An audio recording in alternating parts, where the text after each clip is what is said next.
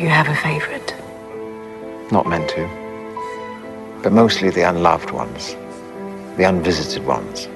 The cases that get dusty and ignored. Whoa. Was I just trying to steal Rune Soup's intro to gin up more listeners? No way. Must have been a mistake with the software. A gaffe from the Moondog, perhaps. Must be. I would never griff my beloved Gordon White.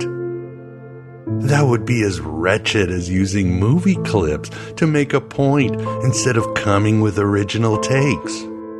Or leveraging film soundtracks instead of my own music. Would never happen by Crom. Never. You are a smelly pirate hooker. Never mind. Forget about it. Let's get to the show. It's truly apocalyptic in many ways as we discuss the Gnosis of the very Gnostic WB Yeats. To get you both hard and wet like a hermaphrodite aeon, here is Yeats's The Second Coming, which will always be the most relevant poem in any modern age. Recited by Dominic West. Turning and turning in the widening gyre, the falcon cannot hear the falconer. Things fall apart, the centre cannot hold. Mere anarchy is loosed upon the world. The blood-dimmed tide is loosed, and everywhere the ceremony of innocence is drowned. The best lack all conviction, while the worst are full of passionate intensity.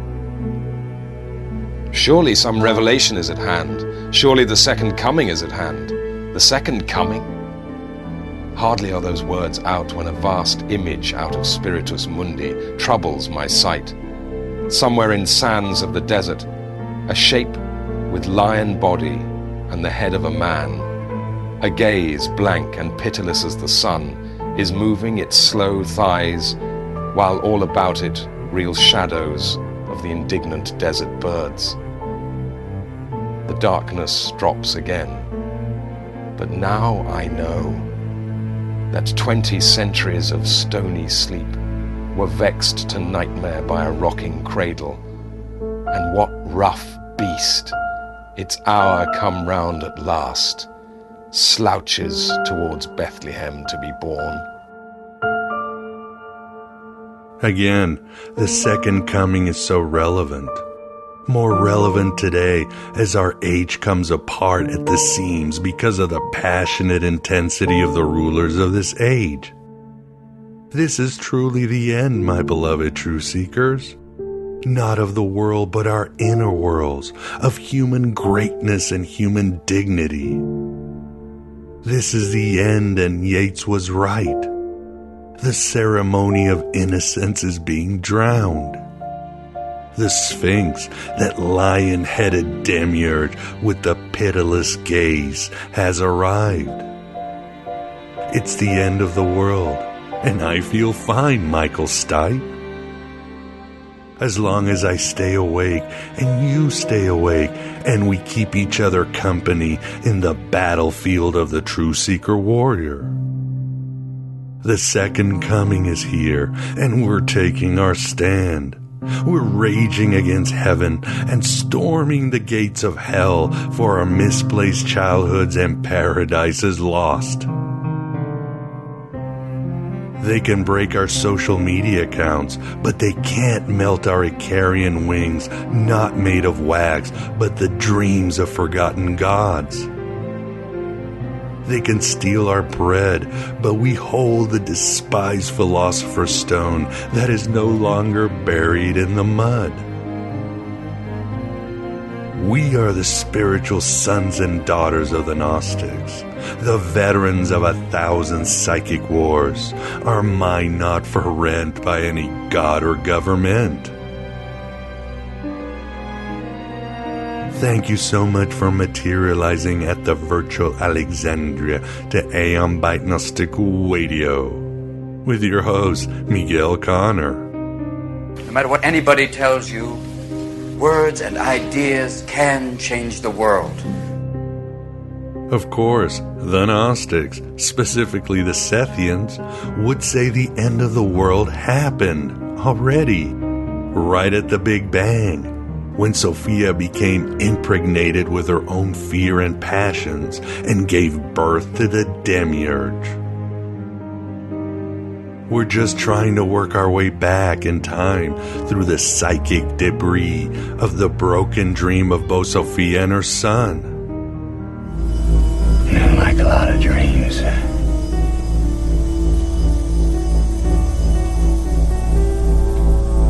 There's a monster at the end of it.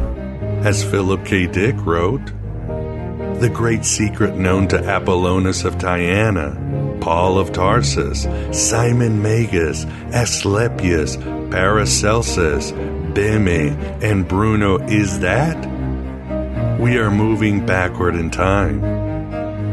The universe, in fact, is contracting into a unitary entity which is completing itself. Decay and disorder are seen by us in reverse, as increasing. These healers learn to move forward in time, which is retrograde to us. When the long night comes, return to the end of the beginning. But that Sphinx wants to stop those heroes and us, because he craves our essence, and thus manufactures micro-dream dimensions where he's the second coming to save us from ourselves and offer a utopia where everyone is the same and freedom is ultimately rejected. Perfect human world where none suffered, where everyone would be happy.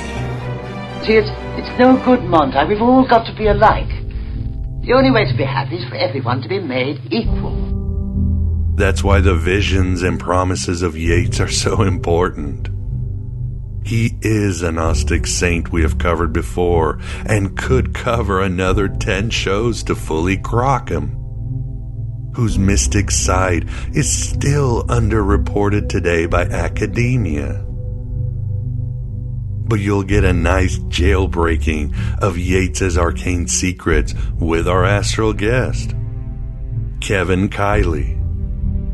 Kevin is a poet, novelist, critic, and playwright, an esteemed academic who has lectured at such institutions as Boise State University, as well as research at Harvard. His resume and writings are vast. Please check out our show notes to his Wikipedia link that give justice to Kevin's impressive body of work.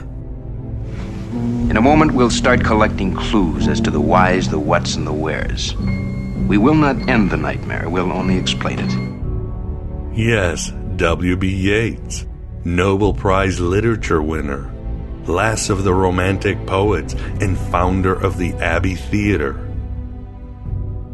member of the Hermetic Order of the Golden Dawn, expelled from the Theosophical Society by H.P. Blavatsky herself, according to some legends, went toe-to-toe with Aleister Crowley in the Battle of Blythe Road, arguably history's greatest magical conflict, member of the Ghost Club where he, went hunting for ghosts,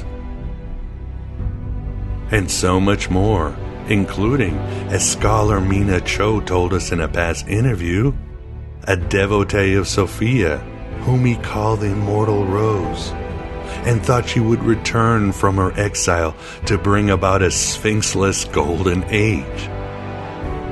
We shall see. That's up to us. Today we are canceling the apocalypse! But what is important are Yeats's ideas on imagination, myth-making, and personal gospel writing.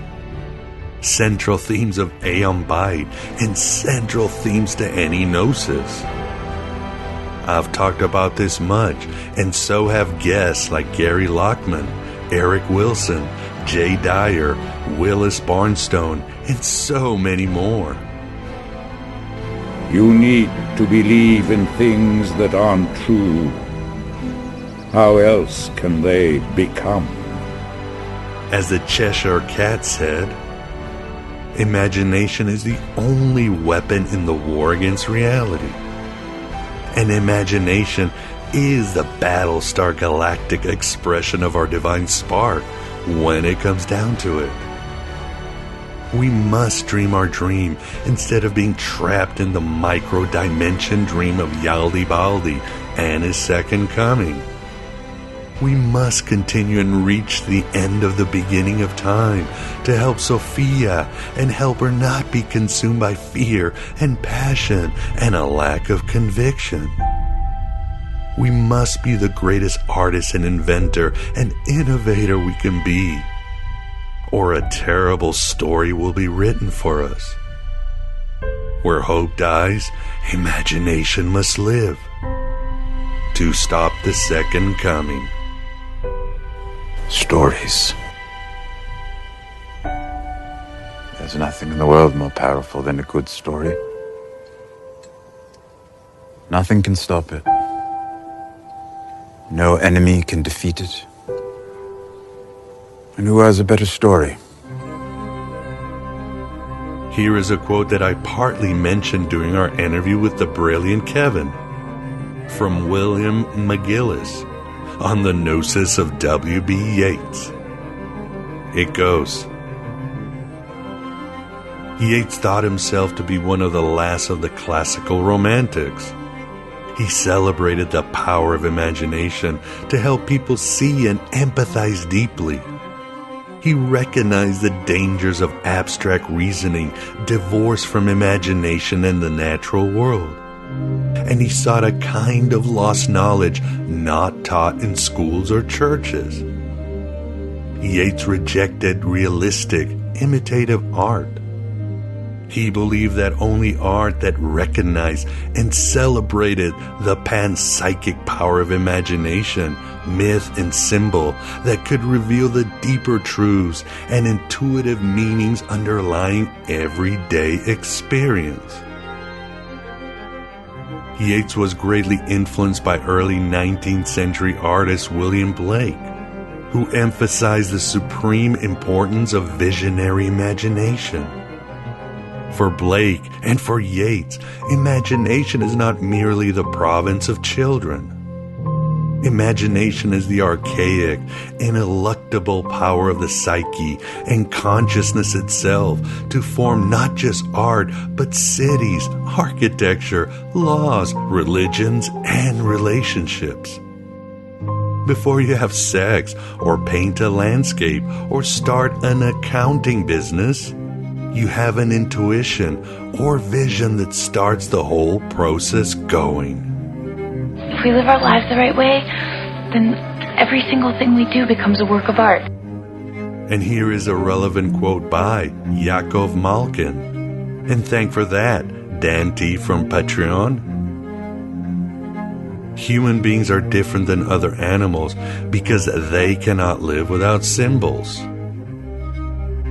They have a language made of signs and symbols.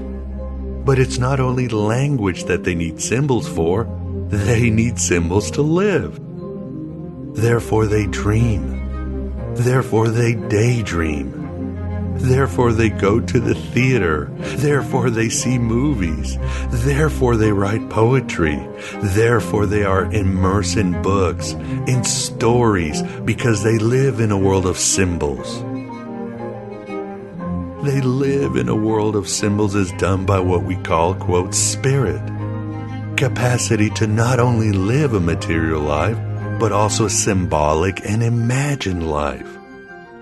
Religion realized it, and therefore all religion relies on art. There isn't a religion in the world that doesn't rely on poetry, painting, sculpture, and theater. He killed Mozart and kept me alive to torture. 32 years of torture. Let's stop the second coming and make better dreams and art for us. For Sophia, with our interview with Kevin Kiely on WB Yeats.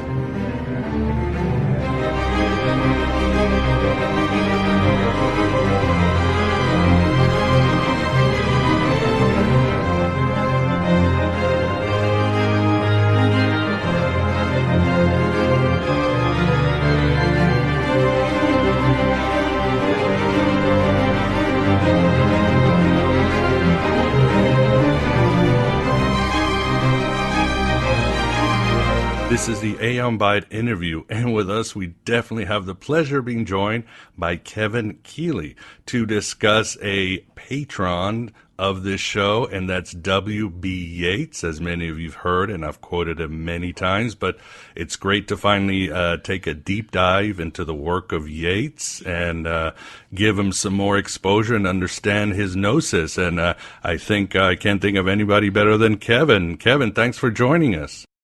My pleasure, and that makes four of us then. It's Miguel, Vance, Kevin, Kiely, and Yeats. And Yeats, of course. I think he'll be very proud. And Vance, as you just said, you are with us, so thanks for being here, Vance. Oh, I'm looking forward to learning more about our patron poet, Yeats. And since he was into spiritualism, maybe his ghost is kind of hovering. Maybe, I wouldn't be surprised. So, well, that's good.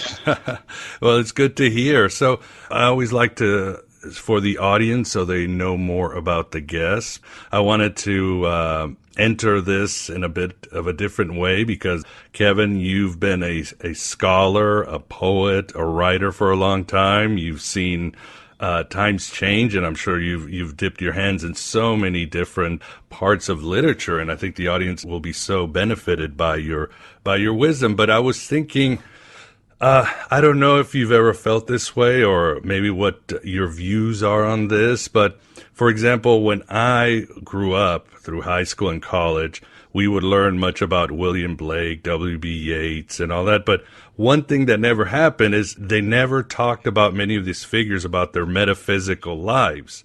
It's almost like they were separate. And it's almost like I had to learn about their occult side through starting out with occultism. That had to be like a different entry point. And you don't learn about this very much in academia. I mean, I had to learn things like, or discover things like, well, Ronald Reagan was an adept of Manly P. Hall, or that Elvis Presley was a theosophist who read the Gospel of Thomas. Do you feel that's been the way in academia and other circles? They always want to keep separate the metaphysical and the artistic life of individuals?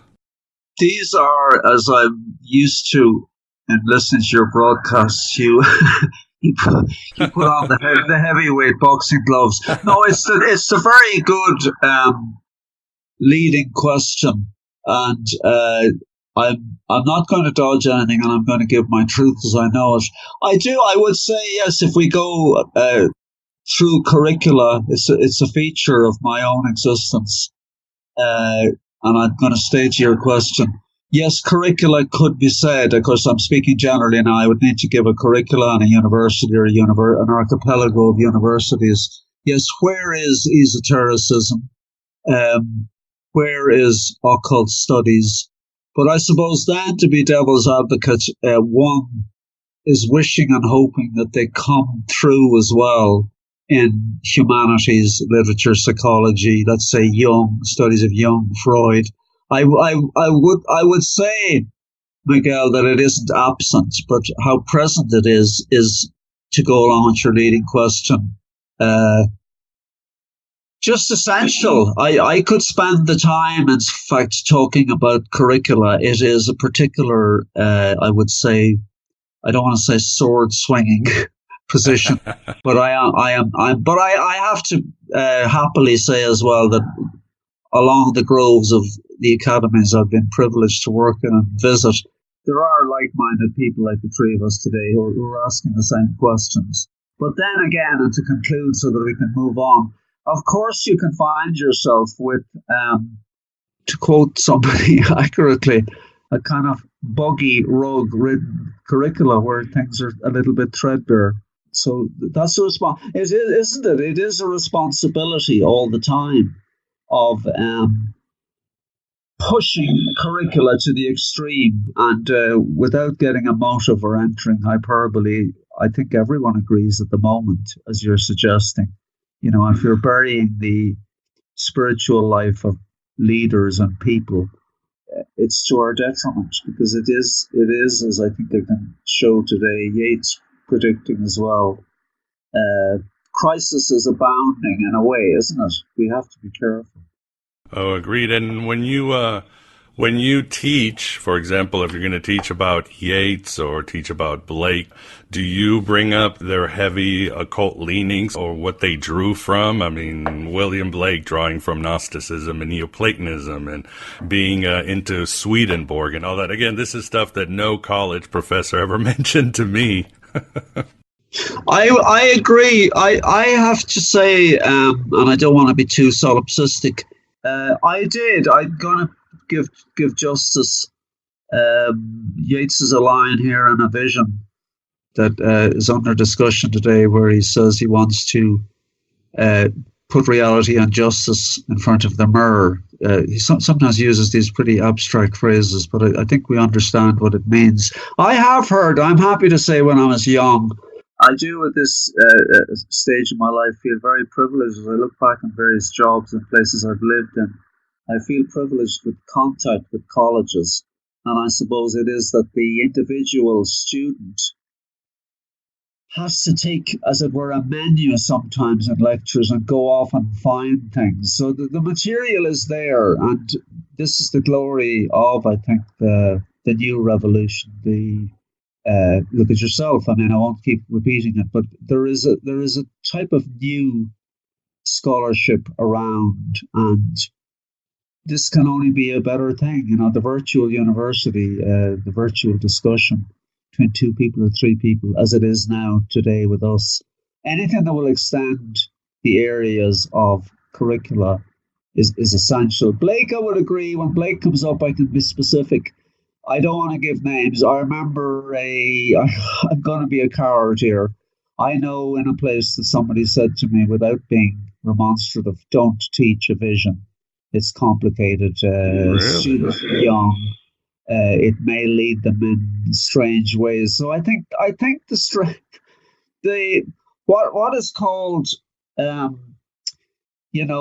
chasing Savonarola and torching Giordano Bruno, the element of Inquisition, and I think we're trying to be ecumenical globally now. We're welcoming Muslim brothers and all kinds of different, we're certainly globally connected now on the web.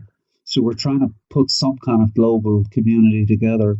So, but I do recall that, even though also I can say people were saying, go ahead if you want to go way out on the wild side of these poets. And it is a feature, you see. One of my areas coming right up to, I can remember coming along there through Iowa University. I was very young, and who was coming up the other side of the river with Gary Snyder on tow and telling us we should be using bicycles, not taxis. And, people like him, and, I don't mean rude to Gary Snyder, but, the tail end of the beat movement, those people, I remember Allen Ginsberg arriving here in Dublin, and he wouldn't have any truck with shutting down curricula, or people saying, you can't teach this element of Blake, or you can't mention this element of Yeats.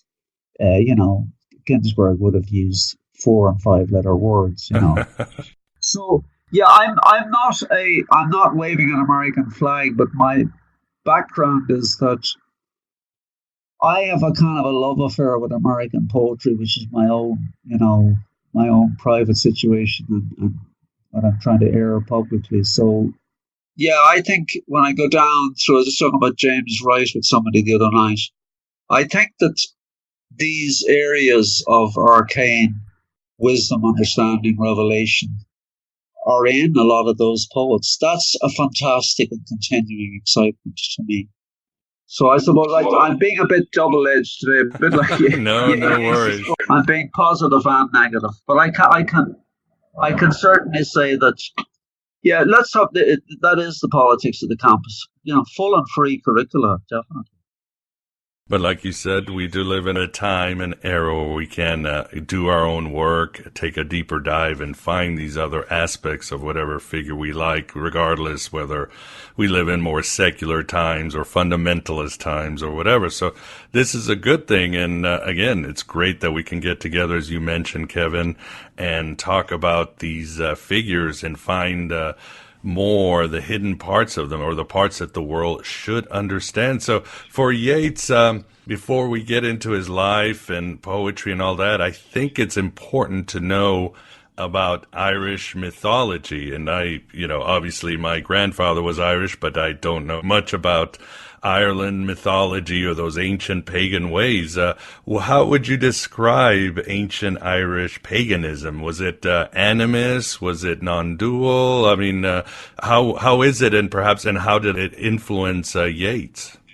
Wow, you sure do throw long shots, as they say in sporting terms. No, I've got to face up to the batting position here.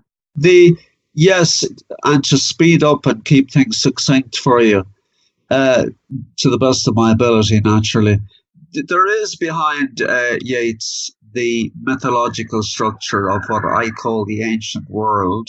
I'm not going to be waving either an Irish flag. There's the element, I think it begins back in the Timaeus for Yeats, and for all of us who are studying what's called the Druid world, the Druidic world.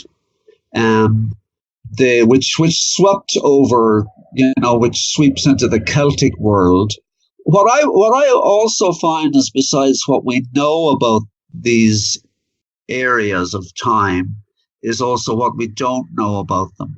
So in a lot of cases, if you take the island I'm on at the moment, we're dependent, as Yeats was, Miguel, on ancient sculptors, really, and an early form of writing on this island is called Ogham, O-G-H-M, which is a series. It was not quite as beautiful as Egyptian hieroglyphics, but it has the extraordinary things, as we know, across the different revelations, as I call them, or religions, is that you have the sort of superstructure that has the creator or creators. You have the creation myths, and you have this world, the other world, other dimensions. And Yeats is very much, to me, and I say this humbly, a mage and a person I discovered at a young age. I think a lot of people do. And there's an element, he's now under attack from certain people because of his aristocratic background, and because we have a nationalist unionist position still, even though unionism has been pushed out of the country. Yeats would have been a unionist who translated himself into being a nationalist. But staying on the point, yes, the beginnings of thought in Ireland, before we find manuscripts that you can see today in our houses of repository, is things written in Gaelic, in Latin, and in Greek. But the belief, and in the books of the people like Douglas Hyde and other people, his literary history of Ireland would be the standard work, would show that people came from, going back to the Timaeus, from Atlantis. And I always am fascinated by, I have a notion, Miguel, which of course is like, I'm not a deep sea diver, but I've looked at those type of books where they map out Atlantis, which is somewhere southwest of Ireland. Right. This is where one's imagination and runs riot. You think of these people arriving in some kind of, certainly not in sci-fi type vehicles, but arriving by ship and lodging here and bringing what they bring with them. So that, I think, to even answer the question, Yeats goes back to, it's kind of for us east meets west before one mentions the United States. And I'm not chopping and changing. I hope to stay online. In the first pages of A Vision, which is strange, I always find this synchronicity goes on. And this is one of the reasons why I'm involved in literature and poetry. It's strange today about Vance coming from Southern California, because A Vision actually begins in a narrative way in Southern California. These things go on all the time, I mean, don't they? It's one of these extraordinary, there's something more than, whatever Carl Jung said, a coincidence is kind of more than a coincidence. Yes. But I'm paraphrasing him incorrectly, his use of German, obviously. But no, so Yeats goes to Ptolemy, and he goes to the pre-Socratics, and I still find it astonishing that these works nowadays, as you know, you when I was going to college, you bought a copy of Plato's Timaeus or the Banquet.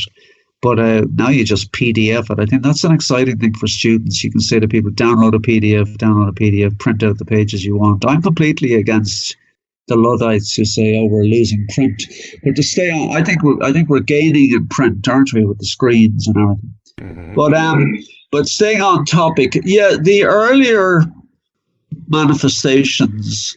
But again, you see, his central thesis in this book stems out of numerology, cosmology, and astrology.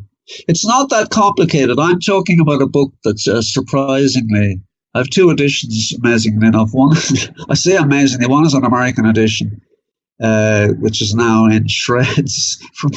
You know the way you get a bit hooked on a book, Miguel, when you're young, and then So the second edition I have today, because I was getting my act together, I said, my gosh, this guy runs a radio station. You can't be working off a threadbare book, falling on the floor here under the desk.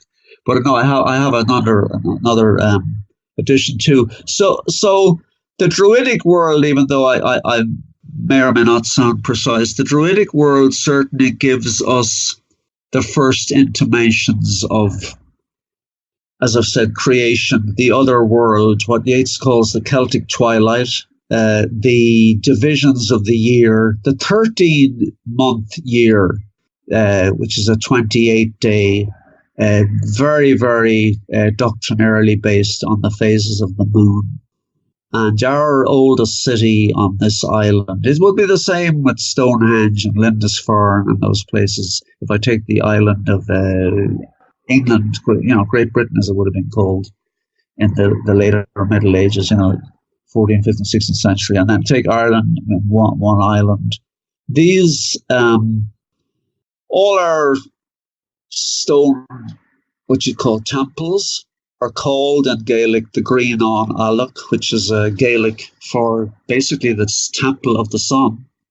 They all face, there's one, if you've been over before, when you go to Donegal, there's one very prominent one looking onto the city of Derry and the River Foyle. And you can see immediately that it was designed so that at the rising of the sun during the different equinoxes, that it locates itself in a particular chamber.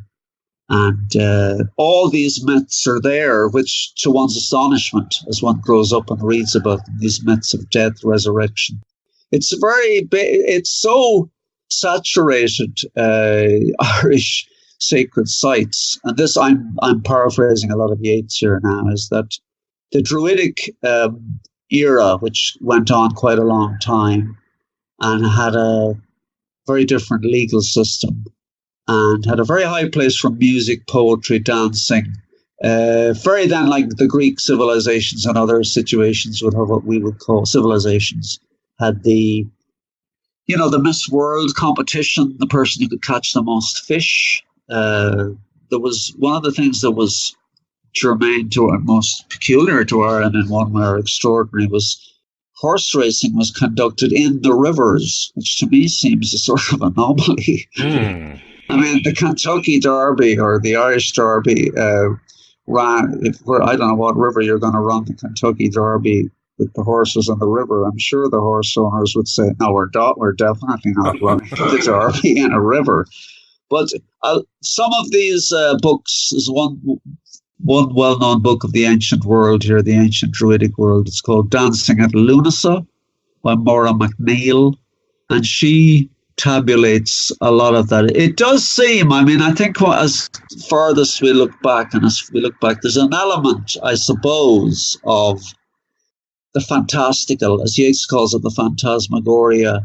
But I think there's something that one is more than Arcadian, in that I love the idea that the Druids had not only, as in the Hebrew tradition, that a temple is a holy place, the Temple of Solomon. But I think the great thing about the Druids was that whole fields or orchards or places where they kept fire places where they grew herbs were considered sacred. They were minded by the young females, and they were protected. And there's a sort of Arcadia that one screams out and says, "Yes, I want to live. I want to live then. I wanted to be here. I wanted to be. I hope I was in an incarnation at that time." So there's that saturation of an idyllic ancient world. But Yeats soon brings you into top gear and says, yeah, of course there was this idyll. And the two things I could go on a side was in the Hill of Tara, which is, Ireland is divided into 5 sections, and every year they moved the trees. They moved trees in February on carts and oxen, and they built temples with trees and put the branches, interwove the branches so that when the blossoms began to grow, you were in these, intertwining roofed trees. This saturation of beauty is a feature of course, poets love this, the idea of people being married or friends, making the laws, giving out the customs, changing regulations about when to plant the seeds. But I think it might be too much of an idyll. Sometimes one reads on through Hyde and Nora MacNeil and says, come on, people were grouchy, grumpy, firing bows and arrows at people. People were running off with partners of other relationships. It was not an idyll, And so Yeats is quite an anchor in that, of course, there was a lot of some type of glorious golden age, but there was also, we're humans, we're as Dante said, we're friendly animals, but remember we're animals as well, So it's that is of course is in it. You've got it accurate. That would be the earlier stages of his work, where he then moves on and doesn't lose any of that, but somehow, as a syncretist, picking his religion from everywhere. That's the thing that's interesting about him. He sees a type of, I wouldn't be capable of saying what it is, but you can read it in this very short text, 240 pages. Some type of all civilization, all communal vision of the human, the divine, and everything therein between, betwixt and between. It's difficult to converse on this, to be honest with you. I read a huge chunk of this morning, and I said to myself, what does this mean? What the soul and judgment. I read the Soul and Judgment, which is, I suppose, book 4. It's about 5 sections. I said, what does this mean? If I was, up at the shopping mall, people would say, "Was it so you die and then you're in another world and people are." It's just like the Book of the Dead. Are you involved in drug taking? Are you? I mean, there's an element of when you're reading it, you get drunk, or you get. I think that must be one of his aims, and it is an aim certainly of poetry, and the poetry I know of, causing a transfiguration of the psyche, and. Should it not aim that high? So that is the area we're in. It's definitely supernatural, definitely esoteric, and I've noticed in my acquaintanceship with your radio station that you're announcing and pronouncing and discussing Gnosticism. Yeah, sure. Yeats is a member of that time-honored tradition as well in his own way. Yeah, that's exactly what my next question was going to be too on that. And like you said, he was, like many people in the 19th century, he was being sentimental about a bygone age and so forth and exploring all that. And he was raised a Protestant. That's probably something you should know. Again, the Irish mythology. Then he became interested in the syncretism and all that. But it seems that Yeats, very much like Jung and Tolkien and Henry Corbin and all that, he saw this mythic world, the imaginal, the world of archetypes and so forth. He saw that as a real place to draw from, right? He did, yeah. In fact, I hope I can become. Yeats has a good phrase where he says, "You must hammer your thoughts into unity." I mustn't keep branching out. I think to cut to this, he begins by saying that I'll do a speed read for you here. I have a copy. Sure. He begins saying that he got married and he'd gone. I'll go narrative for a second. William Butler Yeats married a woman called Georgette Hyde Lees. The best man at the wedding was an American, what we would call one of the great American rebels. America produced extraordinary rebels. Even some of the early presidents were rebels. But the rebels against the finances, rebels against banking, rebels against whatever. But Ezra Pound was his best man at the wedding. And in a way, around that time of that wedding, and Dublin and London and Paris became the cradle of modernism. You've T.S. Eliot, Marianne Moore, all those fantastic people who, in a way, I suppose, as well, you talk about looking backwards, they are now seen as mythical beings, as if they never existed either. But of course, they did exist. Hemingway, Dos Passos, Scott Fitzgerald. But to get back on those, it's a good point. George Hyde Lees began on the train. Vance probably would know the train line. I'm happy to say that I've had a magnificent visit around that area, San Francisco, but I won't go off on a personal odyssey. And down there from the trees, which are the trees and the evergreens and the redwoods, that's a very profound experience for people who come from Europe and who are not in that type of forestation. It's particularly it's very difficult to describe it. You have to read poems about it or write your own poems. So Yeats came through that, and his wife, he called her George all the time. Jung and Freud can analyze what that could mean. But she began this automatic writing, and for the next 2 or 3 years, having begun in what we call sunny California, around the orange groves and all that magnificent landscape, began transmitting, channeling from what used to be called, in his day, the other side. And out of these collections of notes and questions, he constructed. I'll give you a sample of what she would have been doing. He would have asked her, this is where you go hardcore, what is the state of the spirit immediately after separation from body? For instance, does it see the old object still? She would have replied, or she embodied, or she out of the body, or she in contact, or being spoken through, or channeling. Answer, it remains with the body for some days, then it sees as though in the body. Next question, is it quite alone? Yes, it hears and sees, but is alone and isolated. Next question, I'll just do one more. Yet, in many deathbed visions, people see those they have loved as if coming for them. Yes, but during the watching over the body, they are alone. They are received at the moment of death and then left alone. So, you can imagine easily, Miguel, a mammoth series of poets and writers are good at this. You must know it yourself. Keeping scraps of paper is what I call it. Domestically, you say to people, "Don't touch those scraps of paper." They're not to be. You're not wrapping up vegetable rinds in them or apple cores. They're my notes, as people say. But this is the same thing. They collected these notes, and out of these notes, which are now naturally in a volume, you can look through them.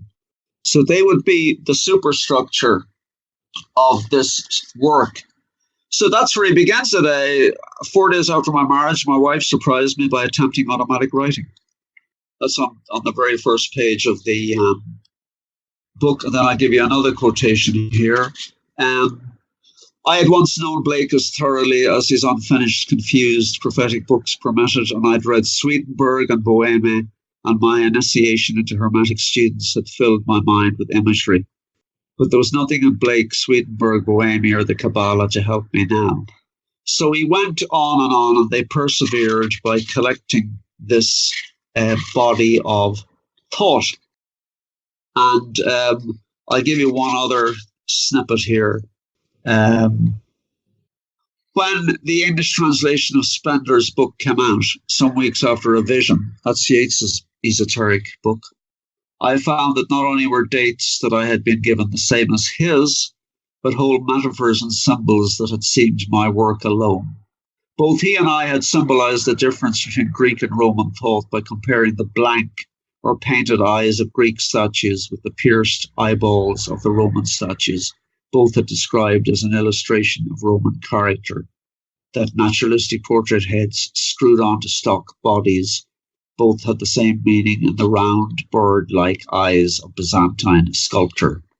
So to put it succinctly, and it's difficult to as they say, read the book, to be abrupt about it, is that Yeats then begins to map out the different eras of history over 4 millennia from 2000 BC, and by hitching it up to a numerological structure and to the 28 phases of the moon, and of course finds in his own way, this is what does make it, as some people have called it, a considerable work of extraordinary kind of genius, that he can put 1,000 years and squeeze the phases and divide them in different ways into 28 and read certain beginnings and happenings. An example I would give you, which would bring me on to, let's say, just Irish history. What is particularly striking and struck me this year, and I had no notion I'd be dabbling through A Vision again, because I haven't read it for a long time, is that 2016, 2017, 2018, 2019, as happens in his discussion of history and historical cycles and the repeat of cycles, there's a uncanny would be the sort of cheap word to use. There is a very, very extraordinary repetition of Irish history's paradigms. It is pretty extraordinary. I cannot understand it. So a lot of the major political upheavals of I'm not saying we're in a state of revolution, but we're in a state over here of discussion. And what is an absolute fact of existence is that London, who wanted to leave the European Economic Union, the EU, have been unable to leave for the last 2 years because of the Irish question, because of the small enclave of unionists in the north of Ireland who wanted a different kind of quitting of the EU. So if you go through Yeats, I'm not saying you can find, I'm not saying it's a work of complete divine revelation. where we can find out the winners of the races next Thursday. I mean, it's not that would be nice. It's not that, or we can see how long certain tenures of office for certain world leaders are going to last, without mentioning any names, countries, or people. So, but he does adumbrate, is the word even he would use himself, consistently. I don't know if I've ever believed that, and I did read, I'm sure you've read it yourself in college, it is fascinating. I did read Hegel's Philosophy of History.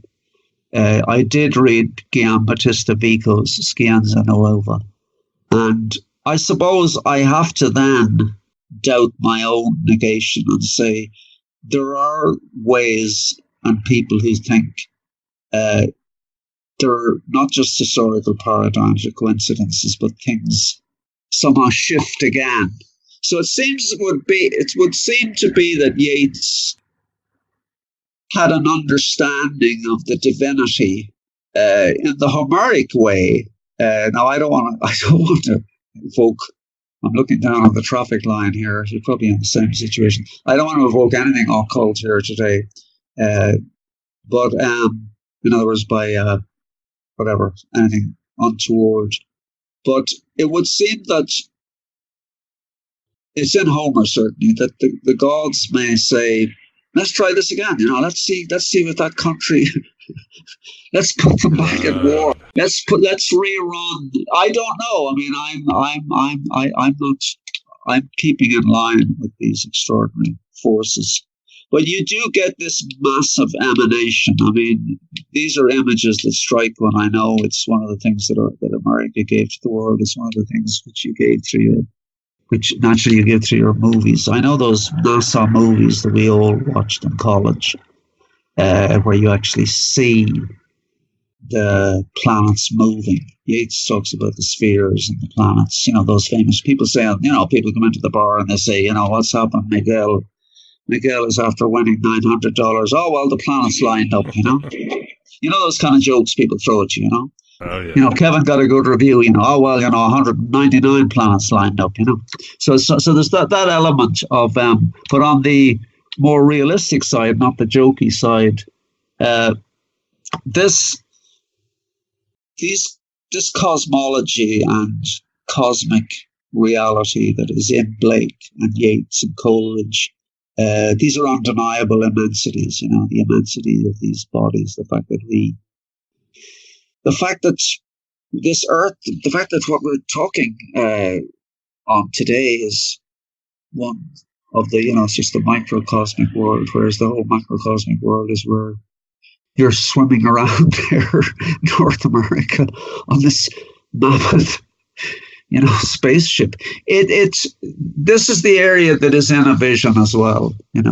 This that you somehow close the book and think, okay, I believe you. I believe everything in the book. I believe everything.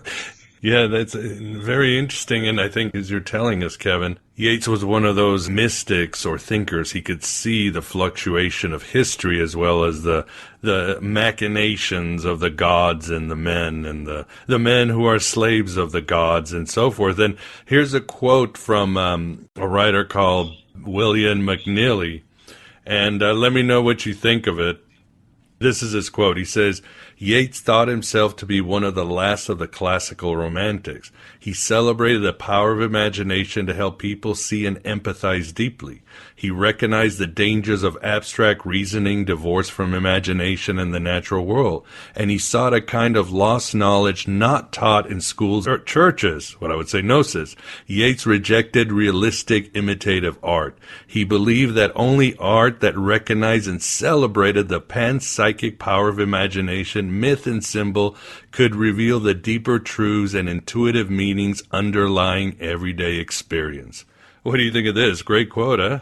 It's a tremendous synthesis. I mean, you and I, and is it McNeely is the name of the author there? Correct. Of course, one tries to grab as much one can, but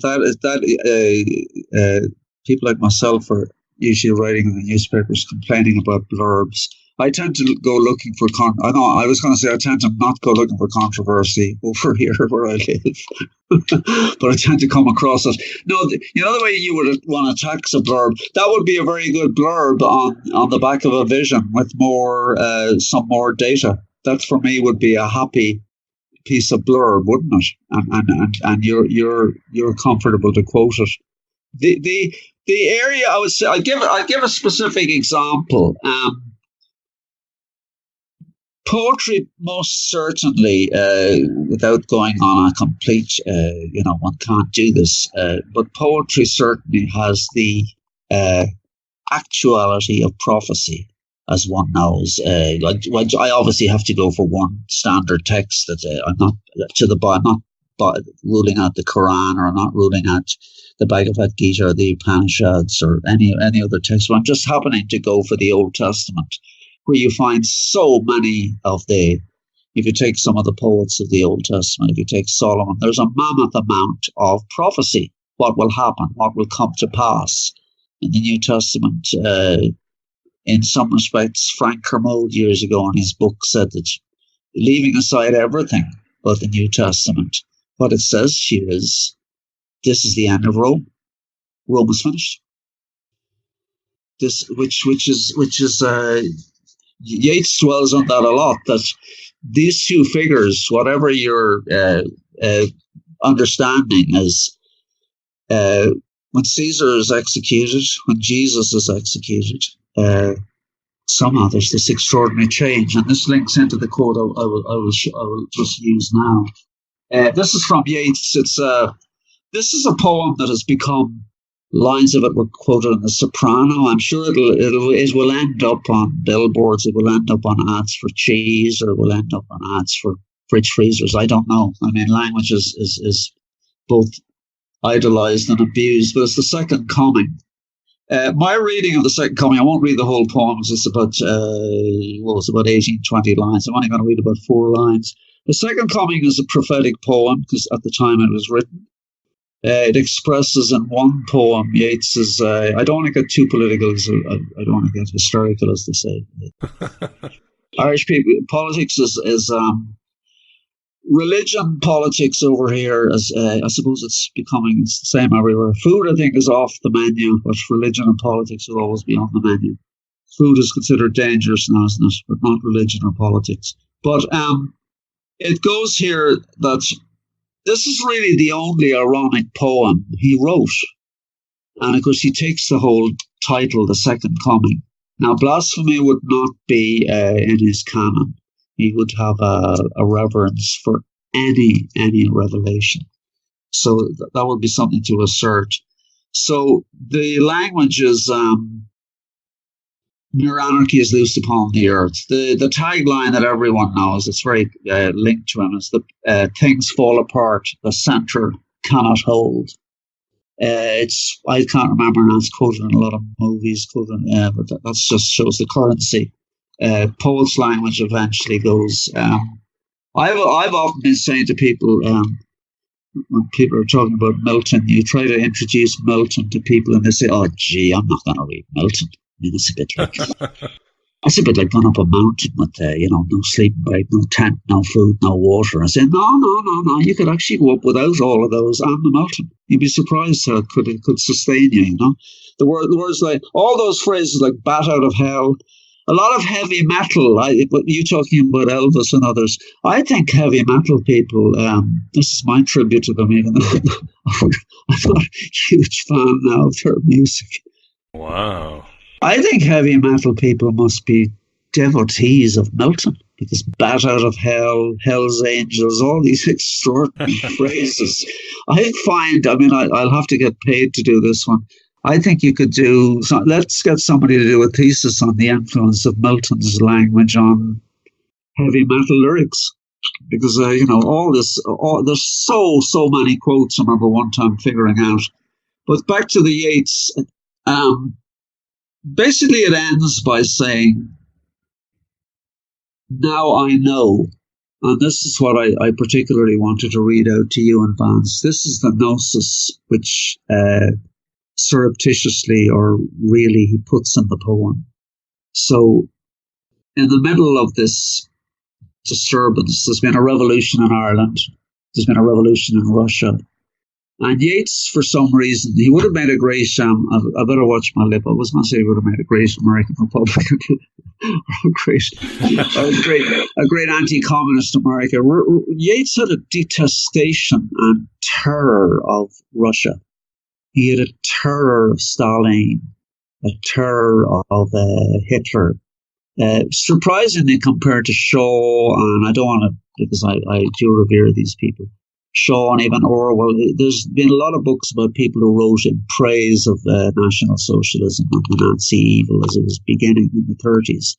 But somebody like Yeats particularly somehow saw what was coming in it. And this is why he says in the poem, the best like all conviction, while the worst are full of passionate intensity. My reading is that he means the worst like all conviction. Really? Because people say, no, I have to tell you, I think this is going to shift. This is going to shift things in Italy. Everybody's back to work in Germany. They're in this new car. They're extending the roads. I know they're building up the Air Force and the military. I mean, what I'm rehearsing now, people know. But he ends by saying, and if you put this written in the 1920, you can see, and it was, of course, before the era of the dictators. I don't want to, again, I'm not trying to keep politically cowardly by not naming all, Stalin, Hitler, Mussolini, so many dictators. But he then says after this, to get clinical and medical here, Yeats did have a serious nervous breakdown, which is a feature of poetic existence and poetic career. He's got a beautiful poem about that during the Civil War. He had a very difficult time.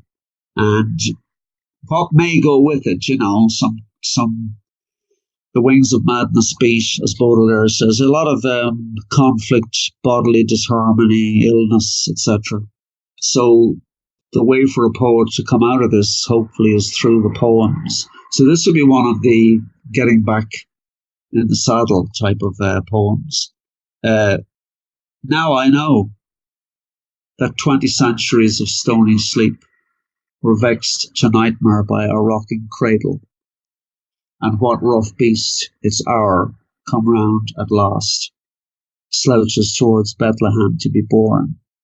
He doesn't mean, and I want to watch my own language here now, he doesn't mean that the rise of these dictators, and I don't want to quote books that some of these people have read, which you know and I know. Even I say I don't want to dominate, let's mention Trotsky's book on public art, which I consider a piece of, I won't use a four-letter word. It's not an interesting book on public art. It's more a book on how to control public art. It's a book of totalitarianism. But I'm not saying that I would be against Das Kapital. I'm not against socialist writings, etc. But Yeats would have been. Yeats had this abhorrence of the socialist revolution, the revolution. He wanted the maintenance, not of the monarchy, but of the ancient world, the ancient concept of, again, it's back to what we started out with, the idea of not the theocracy. Dante, he understood from Dante wanted, as we know, the complete division of theocracy and democracy, even though they weren't the terms used at the time. But the idea of church and state being totally separate, private faith and belief. It's almost ahead of the Enlightenment and the French revolutionary writers. That's what is extraordinary about these people. Dante being prophetic in his politics, besides his divinity and mysticism.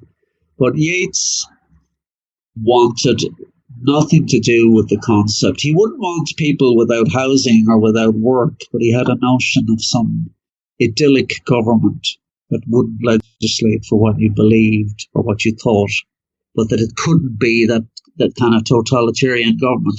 So it is interesting that the rough beast is certainly not going to be a Jesus figure or a Mahatma Gandhi figure or that type of a Nelson Mandela figure. It is a figure who's going to... So the irony, and I haven't read the whole poem, is that he sees it as a sphinx, and a vast image out of spiritus mundi troubles my sight, for somewhere in the sands of the desert a shape with lion body on the head of a man, a gaze blank and pitiless as the sun. So the anxiety, which is particularly in the books of poems he wrote after the marriage, and I'm trying to stay rational and keep this as meaningful as possible, when he got married, and one of the things he invested in, which put him into debt, was he bought a tower down in County Galway, and deliberately, I suppose at the same time, Rainer Maria Rilke was moving into a tower. Things move on a zeitgeist. I somehow have got swept into that now. Yeats had this belief in overplus, so he believed in the idea, like Kepler, like other writers who went away from society, locked themselves away. He, of course, very much egotistically wanted his tower.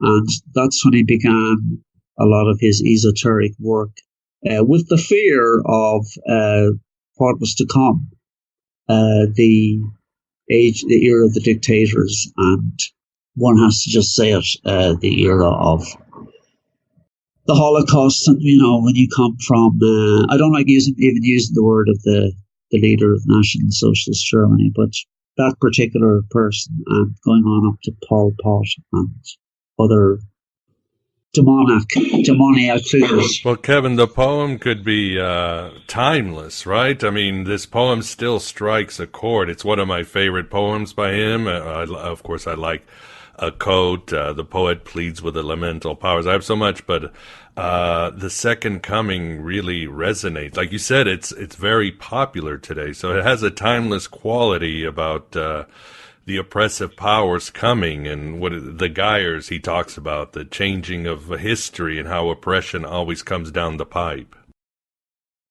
It's it is not, of course, it would be the only poem, Miguel, that has that direct, what I would call international politics. He has a later poem called Politics, where he's in London in the late 30s, and it's prophetic again. He talks about, he can see, I think this is an extraordinary clairvoyant Gnostic thing about him, that he had a notion of, and I don't mean to be limited to the Second World War in Europe, but because it's Yeats's timeline, I have to stay with it. But he was, he could see the bombings and which went on, and that this opens the whole huge area of what we call the famous, which is even in the Irish War, the weapons of mass destruction. In other words, not Yeats talking about knights, or in the I'm staying on the subject. In the Druids generally used to choose, in our mythology, just going back for a moment, in our great wars in the ancient world here in Ireland, one of our great epic, the Táin Bó Cúailnge, which is two parts of the country fighting each other, you generally selected, to use a boxing term, you selected the prize fighters to fight, because it was very important not to deplete the race. Now, race and breeding is a big area in Yeats. Sometimes, you move the book away from you and you say, whoa, this is almost racial supremacy, or racial, who's breeding who. He's been accused of a lot of these large statements of, he has a poem, Purgatory, where this, of course, is as lame as Galton's Hereditary or other theories, or Malthus's population. I mean, it's very hard to note these terms. But Yeats somehow wants to breed. Yeats is fine about what type of people are being bred once they are very classically bred. You know what I mean? So that has always amused me slightly about him. In fact, to go back to it, I don't want to demonize Ozzy Osbourne. I don't want to demonize anybody. I don't want to demonize Alice Cooper here. Alice Cooper, incidentally, who's as you know, who's one of the most literate people in the history of his musical era. Mm-hmm, indeed. He is a very, very literate fellow that I used to listen to some years ago, and as all of these people are, of course. But I'm not saying Yeats would have attacked the long-haired meddlers, but it's that he feared that leveling of society that would destroy. And that, I suppose, is the pacifist in him. His idea about war is that it will destroy an art gallery, or it will destroy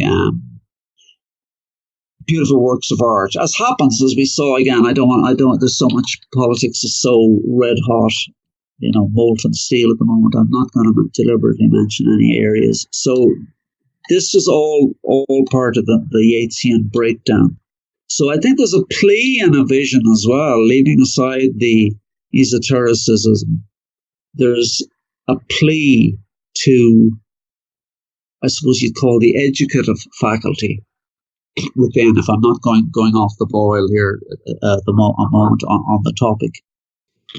That is a feature that government, I don't think this is possible. He became a Free State senator. He became a senator in Ireland, and left the Senate because he felt, I don't have the quote, that senators weren't very educated, weren't very illuminated. So Yeats is not only anti-democratic, but he's anti-democratic, anti-communist. So he does have that position of the underground dissident writer about him. I find that still interesting when I read him. One doesn't think that he has that, but he does. He's suspicious. He's always attacking the newspapers when you read his letters. He's always attacking what he calls bad books, bad literature, bad art. And yet somehow his star came through and his literature came through and his works came through. So it's a tremendous thing that a figure like that, with their what you would call countercultural discordances, are in the system as well, in the great mix, particularly this country, which is quite. I'm delighted because, having reread A Vision, because I felt a little bit not under pressure. I'm working on something. I was quite happy to sojourn with this on my little balcony to see that he's kind of on the money, as they say. He's kind of on the business of the discord, and I am interested to see what will happen in the next 4 or 5 years in England and Ireland, as everybody is.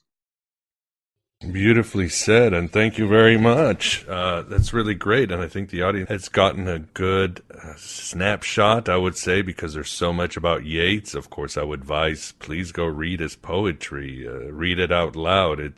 It's wonderful, and again, he's the last great romantic poet. He certainly comes from the tradition of William Blake and the ancient Gnostics, and drawing from the imagination and the world of archetypes and so forth for that direct knowledge of the sublime, and as you said, how important art and poetry is. But I think we've arrived at the end of our interview. I'd like to thank you very much, Kevin, for coming on Aeon Byte Gnostic Radio.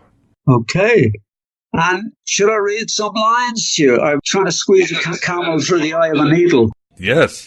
We want to end with that. That would be the ending. So, Vance, thanks for being here, and then we'll let Kevin read his poet.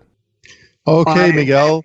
And Kevin, thanks for being here from me too, and thanks for giving me a much better picture of Yeats and his spirit, his Gnostic spirit.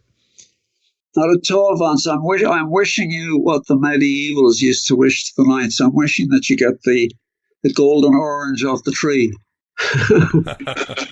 Thank you. We got him here. No, thank you very much. I'm humbled and I'm honoured, and I hope I've given my 10 cents worth. I don't want to sound bombastic. It's been lovely to talk. I'm very delighted and honoured to be on your radio network, Miguel. Oh, the honour is all ours. Yes. As we say around here, poems can be very long, and people think, "Oh my gosh, how long?" so because people tend, that's it. I have to go. He's going to read a poem. So I'm going to tell everyone that it is 13 lines, which Yeats is born on the 13th of June. He's a Gemini. So I'm a bit of a Gemini myself. So this is Arts Festival. Across at the pub, some local Michelangelo has muralized you in a suit on cloud 9. A sort of Sligo in heaven, executed with naive lumps of paint. The journalist, the peacock scholar, the piss artist made carnival on high stools about your moved bones in happy Drumcliff. William, the most holy, lost, lovely romantic. The skipper at home, his spirit soaring. Indeed, I felt no need to curse your bones near the upturned, huge boat Vulban, or your epitaph from Shakespeare's Timon. Festive ghost, cast a cold eye on poetry.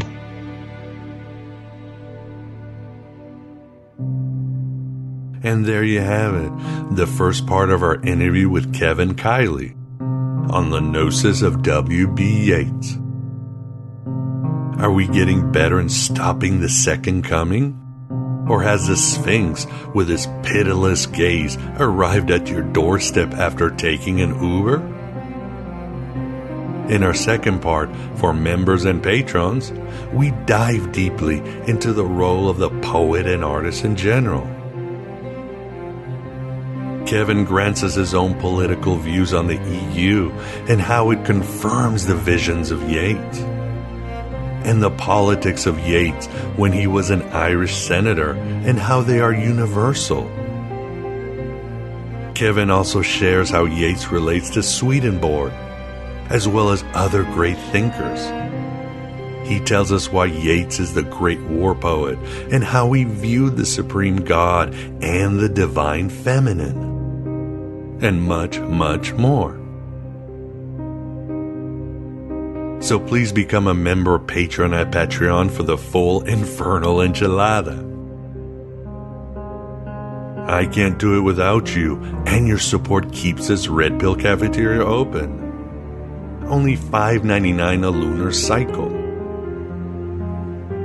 Membership is cheaper than a GMO Roundup laced burger or beer.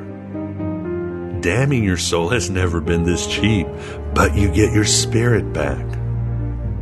For means and the many rewards, you got it. Visit thegodabovegod.com. Support via PayPal or the US mail with shekels or anything else also really helps. Thanks for those who support, and thanks for being here.